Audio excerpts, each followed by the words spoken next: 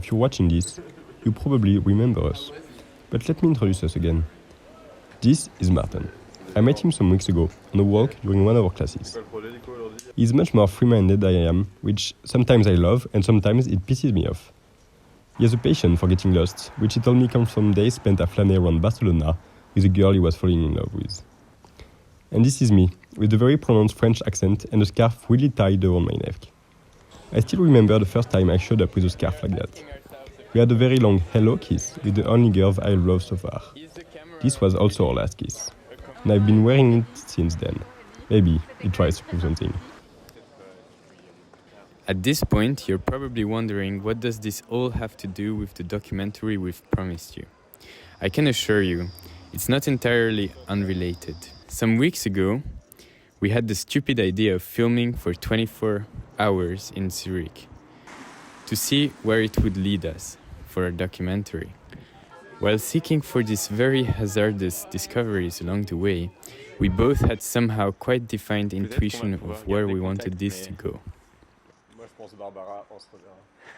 Márton was all in for the derive, wanting to recreate his Barcelona experience. He was trustful that, in a state of deep presence, we'll observe the answer to our questions. And I wanted to talk about this condition of unsettledness I've been experiencing since I moved to Zurich, which, no, I cannot deny, feels to be a bit linked to my still hurting experience with an ideal of settledness. Thanks to all of you we met along the way, Rush, Ivo, David, Olivers, and all of the others that I have a hard time remembering the names now, this experiment was quite incredible. C'était quoi ta question? But now it's been a few weeks, with all of this footage laying around hand, that we have a hard time coming up with a story. We have all of these collected ideas of how to socialize in a new city, this list of places that we've discovered along the way, and this framework that we somehow developed that helped us have all of these incredible discussions.